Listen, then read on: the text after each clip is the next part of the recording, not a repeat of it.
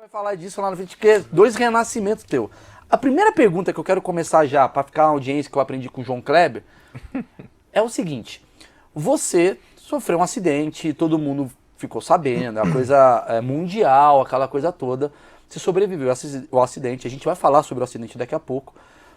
E aí, você virou um palestrante. Porra, o cara que tá dando, digamos, uma porrada de coisa legal pras pessoas e tal.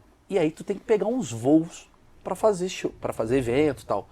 Como foi a primeira vez que você pegou um voo depois do acidente? Cara, primeiro é um prazer estar contigo aqui, contando um pouco da nossa história.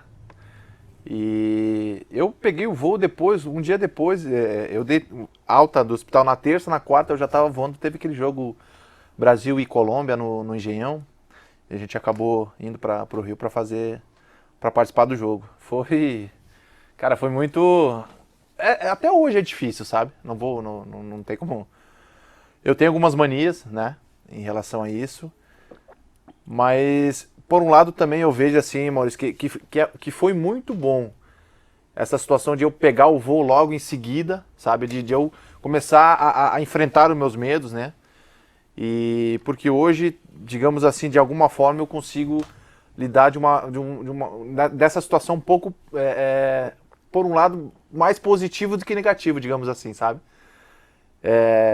As minhas manias que eu falo de voos, cara, hoje eu vou bastante, claro que a gente está na pandemia, eu estou um pouco mais em casa, mas eu viajo para lá e para cá todo o tempo e eu procuro sempre viajar de dia, sabe? Quando eu viajo de dia, eu fico mais tranquilo, assim.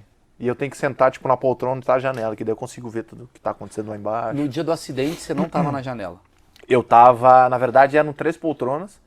Eu tava sozinho. Aí, depois de algum tempo, o Alan veio sentar comigo. Eu tava na poltrona do meio. Na poltrona do meio.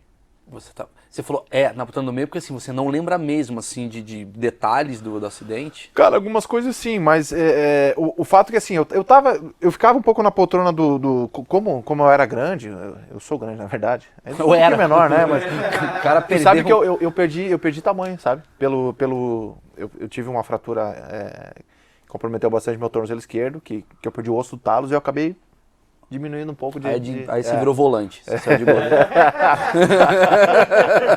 Aí virei... Lateral direito. Então, cara, eu tava sentado, tipo, na janela, depois eu vim pro meio, fui pro meio, na verdade, porque o Alan veio sentar comigo e a gente começou a escutar música e conversar. O Alan que também, o Alan Ruschel, que também é outro sobrevivente. Sobreviveu, exatamente. Peraí, Rodinho. Pior coisa que... Não só você sofreu um acidente, como você tava na poltrona do meio, que é a pior. Foi o pior acidente. Porque você tá no meio, velho. É uma merda. Mas não tinha ninguém do seu lado. O Alan Ruschel do meu lado.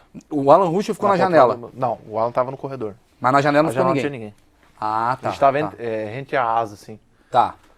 Bem no meio, praticamente. Essa galera do meio sobreviveu, seria isso? Cara, o Neto tava sentado na frente. Na linha do Alan.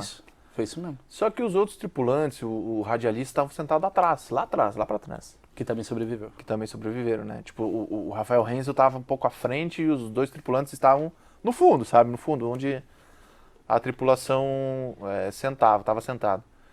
Então, cara, se eu te falar assim, claro, sobreviveu eu, o Alan do meu lado, o Neto na frente, mas também tinha o Rangel, né? O Bruno Rangel, que estava do lado do Neto, né? Que estava na minha linha também. Então, cara, assim, você falar que é o lugar, é difícil você falar isso, sabe?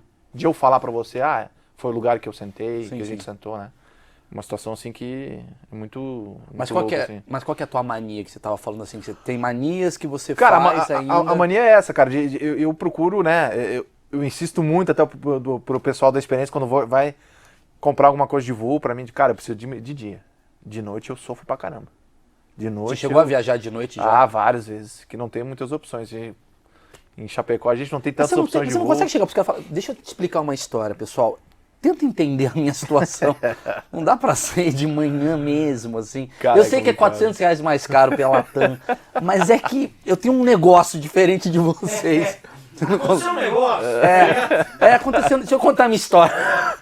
Eu não gosto de comer no avião à noite, sabe? E assim, cara, as minhas manias são essas, né? De voar de dia, quando dá, né? E ficar na janela, né? Tá. E aí eu sou muito curioso, tem que estar olhando o que está acontecendo.